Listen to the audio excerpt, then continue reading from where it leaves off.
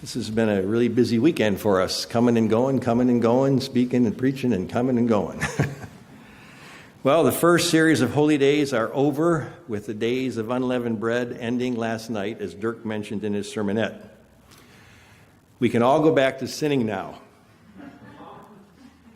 Just kidding. It's actually the opposite of that. God wants us actually to become transformed as a result of observing these days of unleavened bread for the last 7 days and getting sin out of our life, and as we heard in the sermonette, putting sincerity and truth back into our lives. Let's first turn to Jeremiah chapter 18 as we begin today. Jeremiah chapter 18.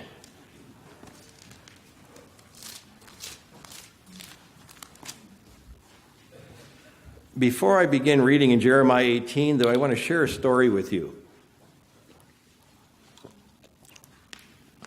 It is the story of the vase.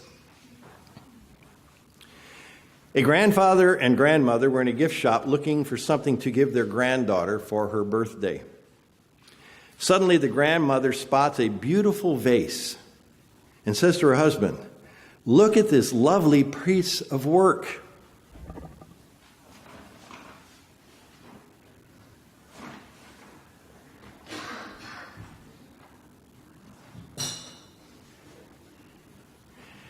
And her husband picks it up, looks at it, and says, "You're right.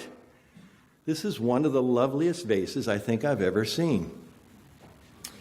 At that point, something remarkable happened. Something that could only happen probably in a child book story. The vase started to speak. And the vase said to the grandparents, "Thank you for the compliment, but I wasn't always this beautiful." Instead of being surprised that the vase was talking to the grandfather asked a question of the vase. "What do you mean when you say you weren't always beautiful?" "Well," says the vase, "once I was just an ugly, soggy lump of clay."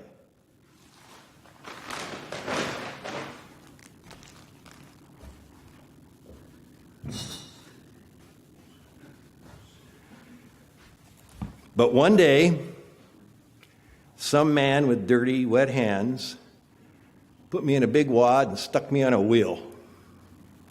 Then he started turning me around and around and around, and I was getting so dizzy I thought I couldn't see straight. So I started yelling at the man, "Stop, stop." But the man with the dirty hands just kept going, and he said, "No, not yet."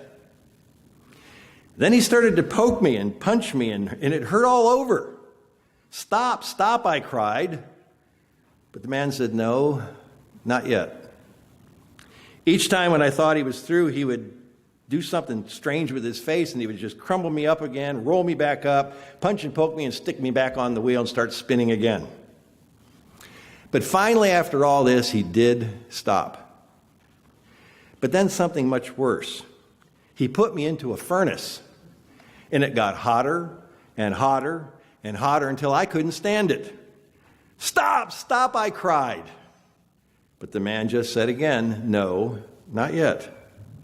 Finally, when I thought I was going to burn up, the man took me out of the furnace. What a relief.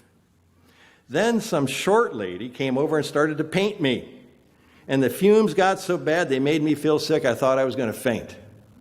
"Stop, stop," I cried to her. She said, "No, not yet." And she kept painting. Finally, she did stop. But then she gave me back to the man, and he put me back into that awful furnace again. This time it was much hotter than before. "Stop, stop," I cried out. But the man once again said, "No, not yet." Finally, he took me out of the furnace, set me down, and let me cool. When I was completely cool, a pretty lady put me on this shelf next to this mirror. When I looked at myself in the mirror, I was amazed. I could not believe what I saw. I was no longer ugly, soggy, dirty. I was beautiful, firm, clean. I cried for joy. It was then that I realized all that pain was worthwhile. Without it, I would still be ugly, soggy, a soggy lump of wet clay. It was then that all the pain took on new meaning for me. The pain had passed, but the beauty it brought has still remained. Let's now take a look at Jeremiah 18. But let's look at Jeremiah 18 in the context of the story that I just read to you. Here in Jeremiah 18, we'll see Jeremiah was a prophet sent to the nation of Judah to warn them and to plead with them to stop sinning. Because God said if they kept sinning the way they were, God was going to bring some destruction their way. He was trying to get them to turn back to God, so God wouldn't bring the punishments upon them that he said was going to take place if they didn't quit sinning. In the sense, this message that he was given here is their final warning by God. I'd like to begin in Jeremiah 18 and verse 1. Jeremiah 18 and verse 1. The word which came to Jeremiah from the Lord, saying, Arise and go down to the potter's house, and there I will cause you to hear my words.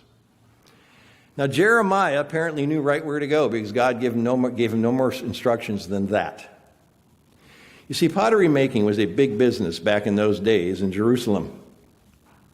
Virtually everybody had multiple pieces of pottery in their homes because that's the only thing they had to store stuff in.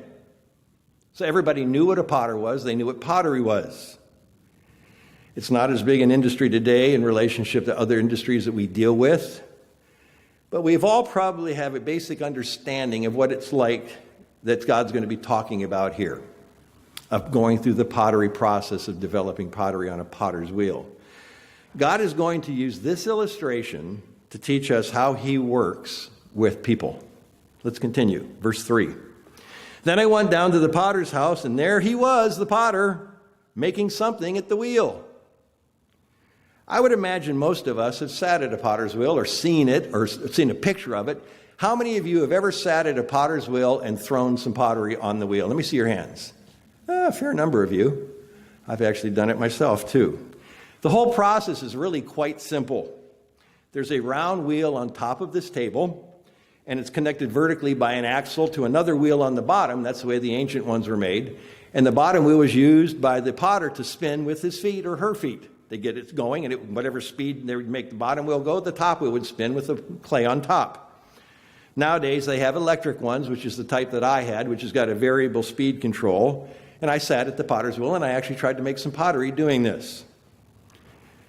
What you do is you take a wad of this clay, as big a wad as you think you're going to need for whatever it is you're going to make, and you mix it and mingle it and put it in a ball of some sort, and you try to set it as centrally located in that wheel as you possibly can. The closer to center you are, the better your chance you're going to have of really making a nice piece of pottery. If it is not centered, and you start spinning that wheel, and you're not holding onto that piece of pottery, you're going to have pottery flying everywhere. Actually, you're going to have mud flying everywhere. The pottery is not made yet. Jeremiah probably had seen a clay potter making pottery many, many times in his life, and he's probably wondering, why are you sending me down to this guy? He's just a potter, making pottery at a wheel. This time, I'm sure he was probably wondering why God was going to do this and how he's going to learn from this. But let's see what transpires here. Verse 4. And the vessel that he, the potter, made of clay was marred in the hand of the potter as he was shaping it. So he made it again into another vessel that it seemed good to the potter to make. Now, what just happened here? Well, the potter sees a defect in the piece of clay that he's modeling. So he takes the wad of clay, if he sees the defect and he feels like it's deep enough, and he'll pick the piece of clay up and he'll re-wad it, reshape it, and recenter it on the wheel to get it going again, see if he can get that flaw out of that clay. Put down the ball again and start all over again. The skilled potter works with his clay and shapes it and molds it and puts pressure on it from different points until he finally gets that piece of clay to the position that he wants and that he needs. He works at it, and he works at it, and he works at it until the pottery that he's working with pleases him.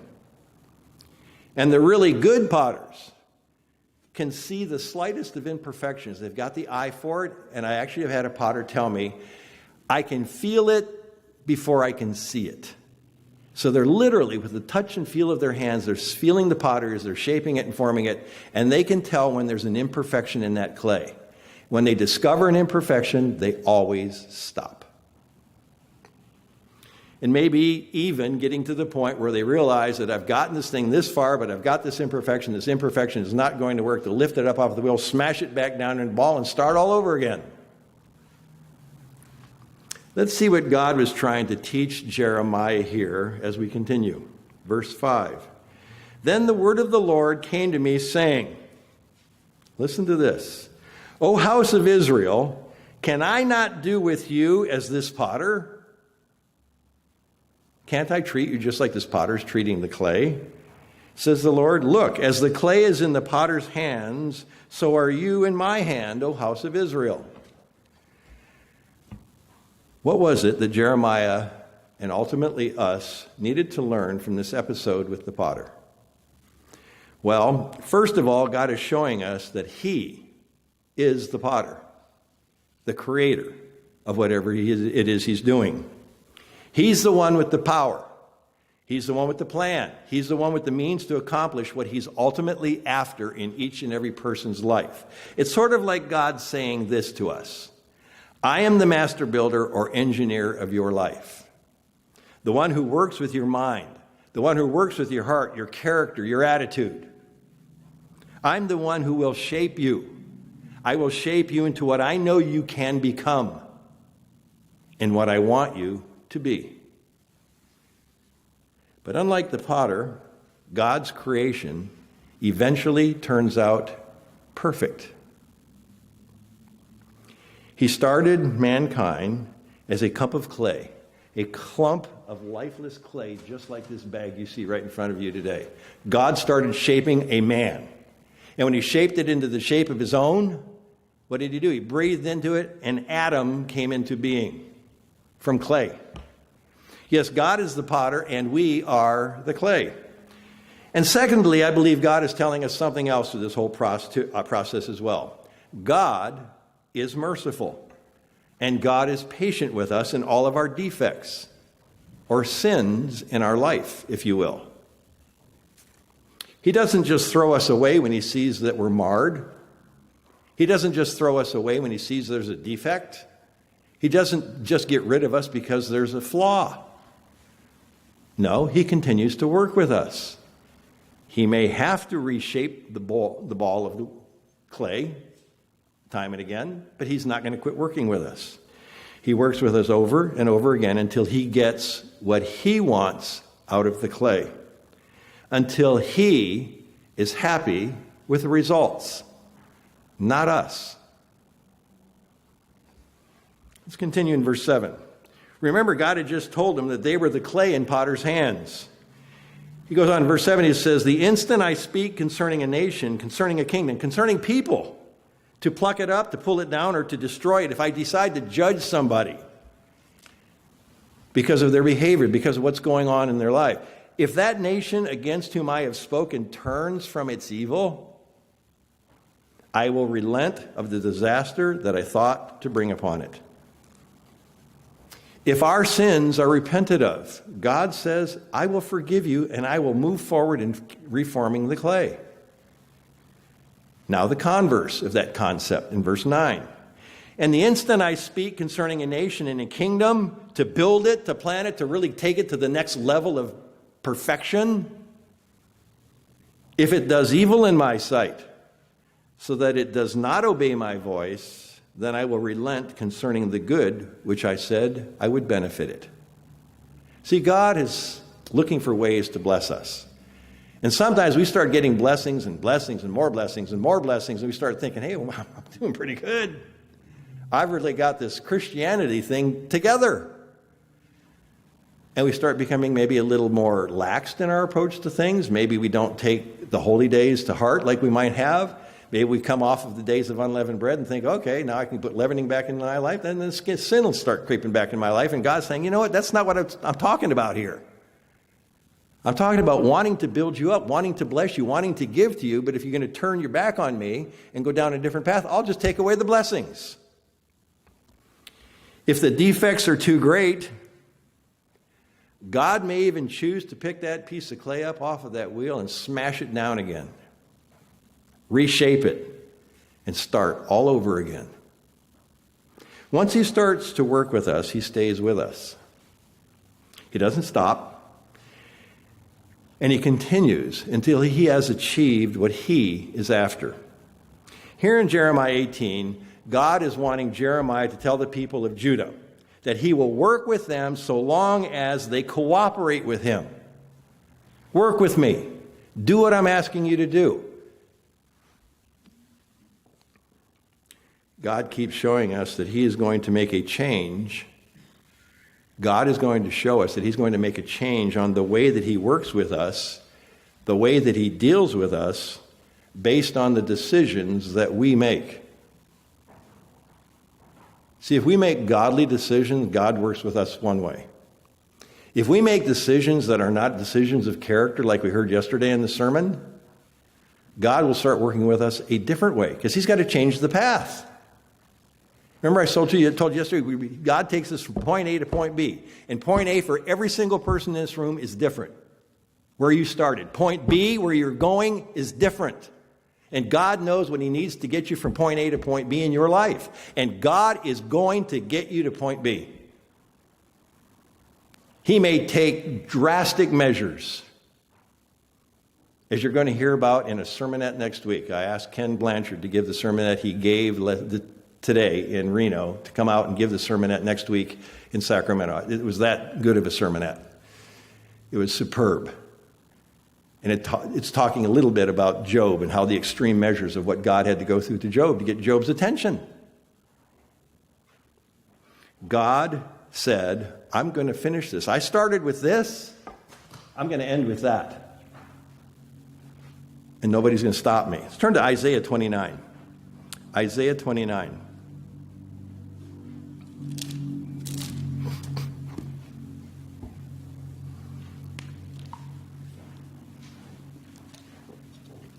God many times points out that we, the human clay in his hands, have a tendency to get things a little bit out of proportion, a little bit out of perspective. We don't quite understand the relationship that's going on here.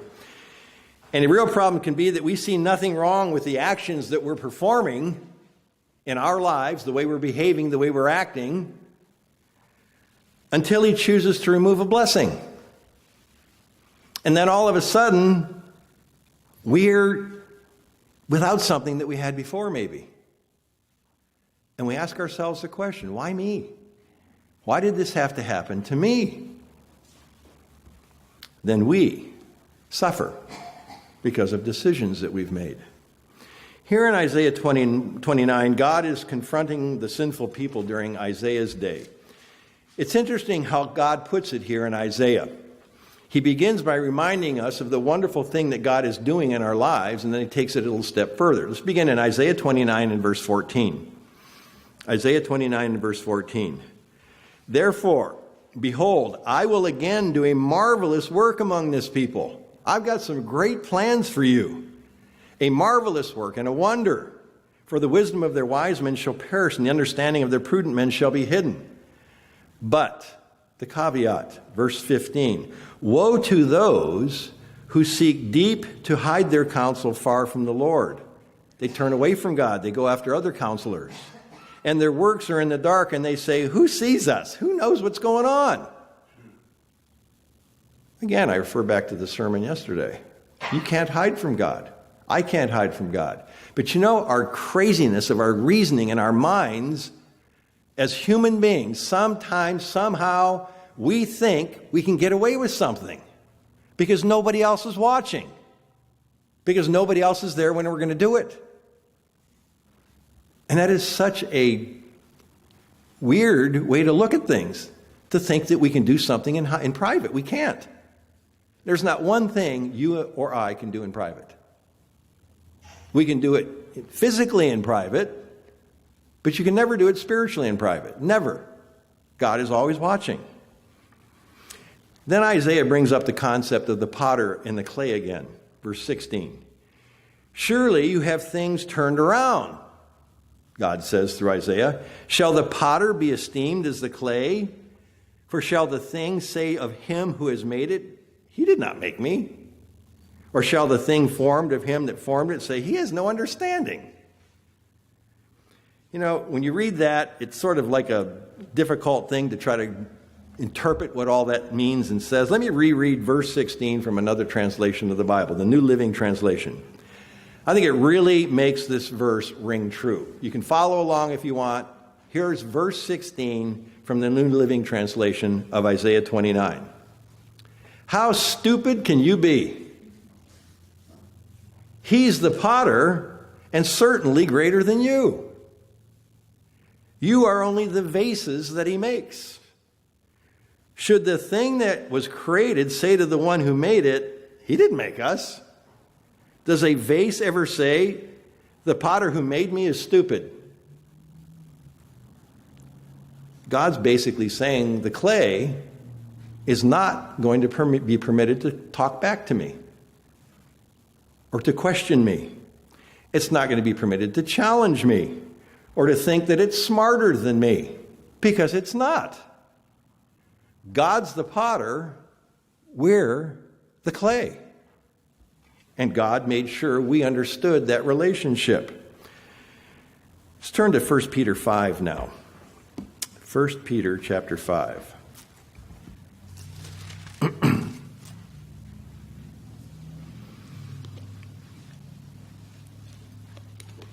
But before I turn to and read 1 Peter 5, let me help us all to better understand all of this pottery talk.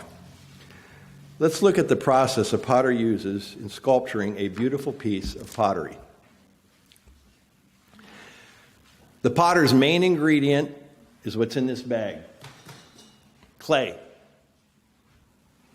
A true potter searches for the right kind of clay. There's many different types of clay. The typical clay in the ground is not suitable for a potter. But the clay that they dig down into the earth and dig out of the ground is what they are after. And they find these little patches of it all around the world. Then it is brought to the vicinity of the potter, and it's allowed to sit there in the potter's shed for weeks. It sort of matures. The material is then dumped into a cement-lined tank or a wooden trough and covered completely with water, all of the clay. When it sits there long enough and all the lumps have softened, they are stirred into the water until they've all disintegrated into this slimy mud that is formed. It's a tub of mud. It then sits there for another 6 months or more before it is ready for use, because all of the impurities fall out of the suspension. They go to the bottom, and there's less impurities into the clay. The longer it sits, the more improved it becomes. In other words, the clay, as it was in its original form and its original way that it was taken out of the ground, is basically worthless. It must be transformed into a usable state, and that is the process that takes effort and energy and time by the potter himself. This is a great example of us as the sinners God has called. We are worthless in our natural condition. However, God is able to see the beautiful vases that we can become.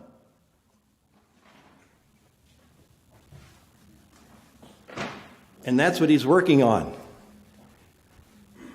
He's creating beauty in each human being he calls. Therefore, he begins the process that will bring into place the usefulness of the clay. He dug us out. He dries us up. He washes us up clean, purifies us, and then starts working with us. The next process of becoming a beautiful vessel is that after the clay has been cleaned and processed, the clay is then laid on a table and beaten with a wooden mallet.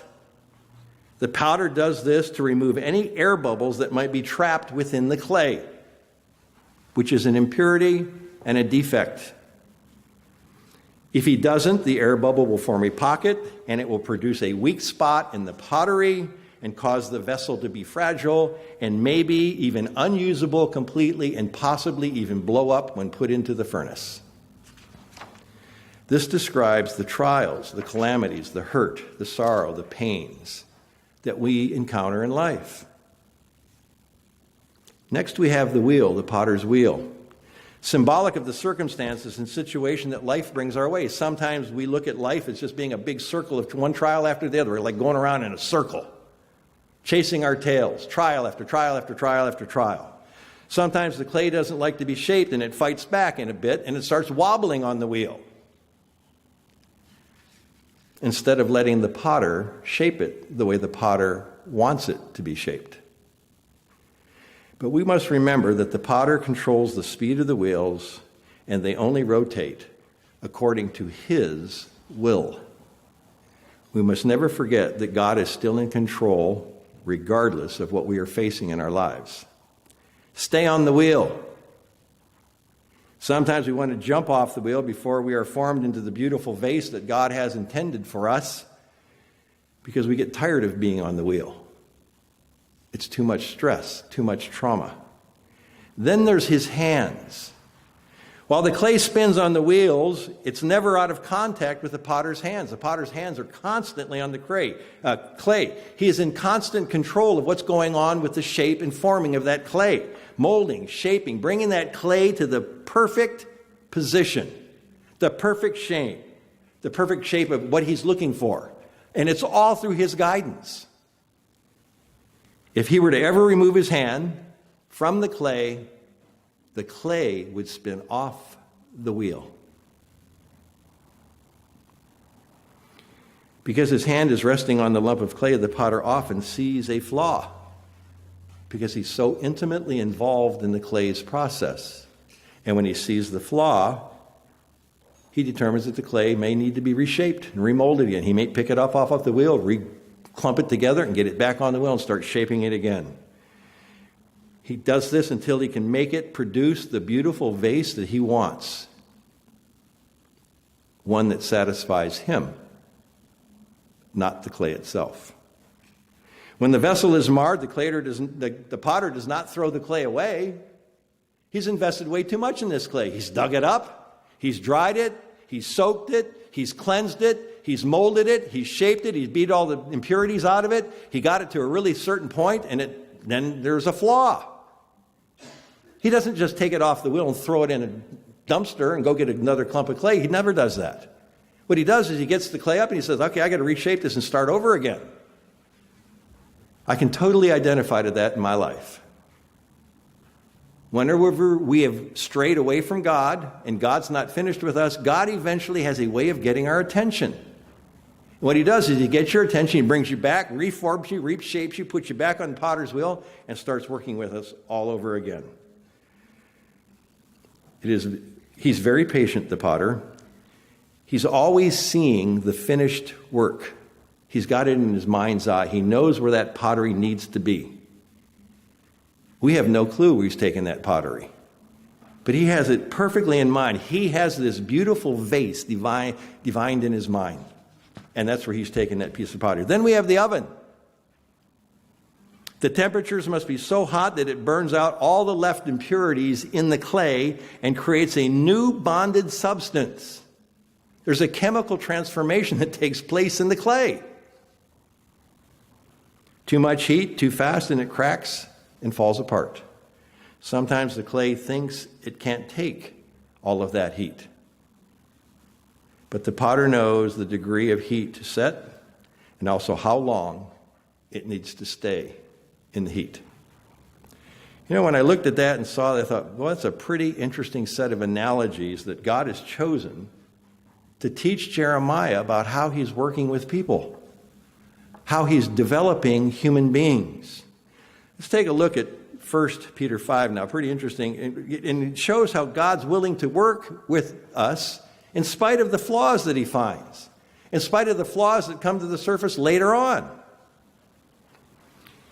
Here in 1 Peter 5, Peter points out something that sort of puts all this whole thing together from a perspective that's easier to understand. 1 Peter 5, let's begin in verse 6.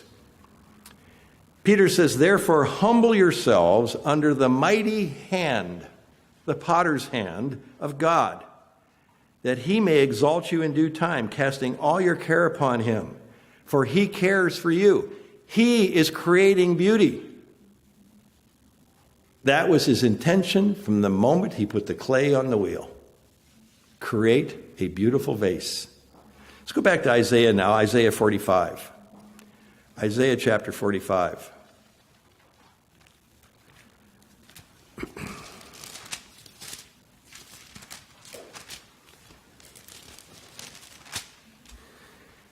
We'll see here in Isaiah, he shows us how some don't look to the potter the same way the potter or creator would like to be looked at. God is always working with us, and sometimes we just don't like the way he's doing it. We don't like the pushing. We don't like the pulling. We don't like the spinning. We don't like the heat. We resist. We struggle. We may even fight back because we don't like what he's doing.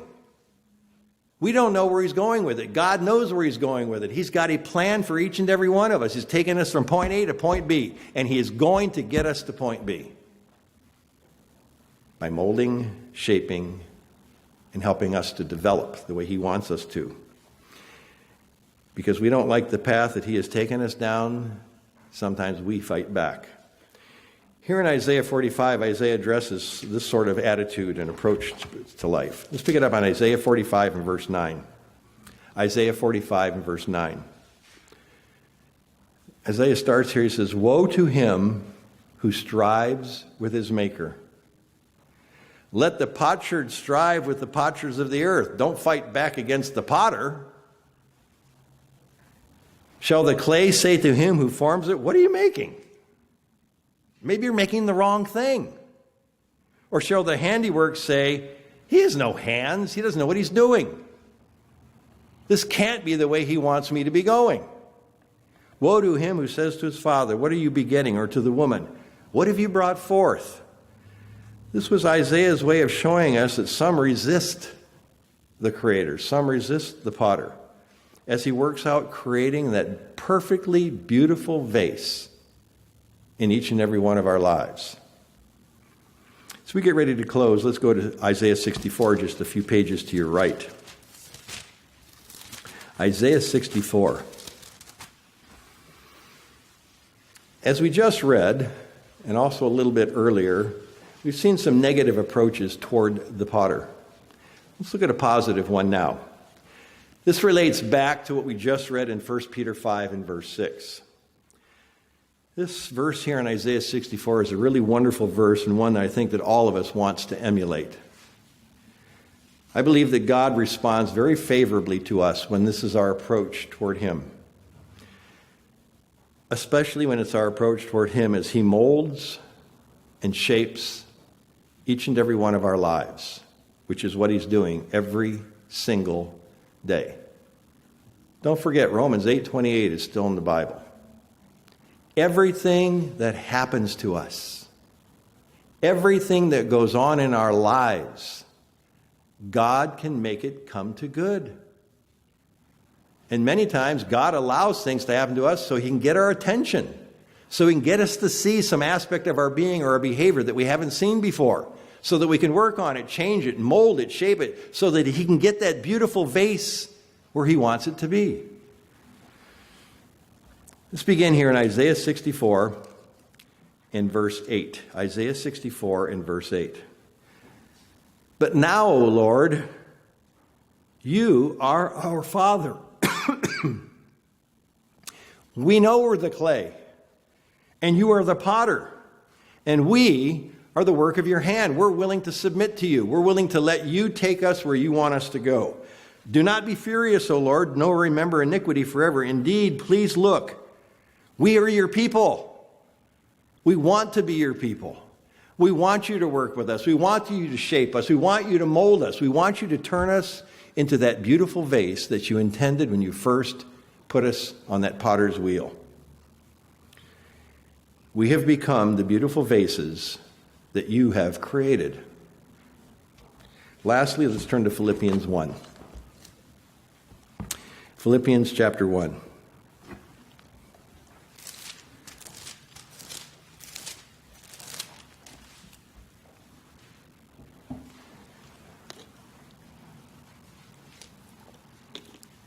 Just like the potter carefully chooses his clay, God has carefully chosen each and every one of us sitting here in this room. Let me show you how carefully he selected. If we were to make an assumption about all the churches of God in the world, I'm going to make an assumption. I may be off by, a lot. But I know I'm not off by that much. Let's assume, for discussion's sake, that there's 100,000 existing children of God on the face of the earth right now. Called of God, baptized, hands laid on, they've got God's Spirit running through their body. How many people are on this earth? 6.5 billion. Do you realize how small that percentage is? It's infinitesimal. God looked on that massive humanity, and he looked down on this earth, and he dug and chose to pull you out as a lump of clay that he was going to work with. That's how unique it is. It's more unique than the clay that the potters of the specialty potters of this world go after finding their clay for their pottery. We are much more unique to God than that. We didn't volunteer for this any more than the physical clay chose to play with the clay potter. There's a clear choice that God has made in beginning his work in us. It is a choice that he will not abandon. He will complete the pottery project that he has started in each and every one of us. Even when he finds flaws and defects along the way, he knows how to make a lump of clay into a beautiful vase. Let's pick it up in Philippians 1, verse 3. Philippians 1, verse 3. I thank my God upon every remembrance of you, always in every prayer of mine making request for you of all with joy, for your fellowship in the gospel from the first day until now, being confident of this very thing, that he who has begun a good work in you will complete it until the day of Jesus Christ. Brethren, God knows exactly what he's doing. God has got the process of turning clay into a beautiful vase down perfect. He knows how to make you and me into a beautiful vase standing in his kingdom. And as he works with each one of us, his beautiful vases, he's got in his mind exactly what he wants to see in each and every one of us when it's completed. And he said he'll never quit working with us. Have a great Sabbath.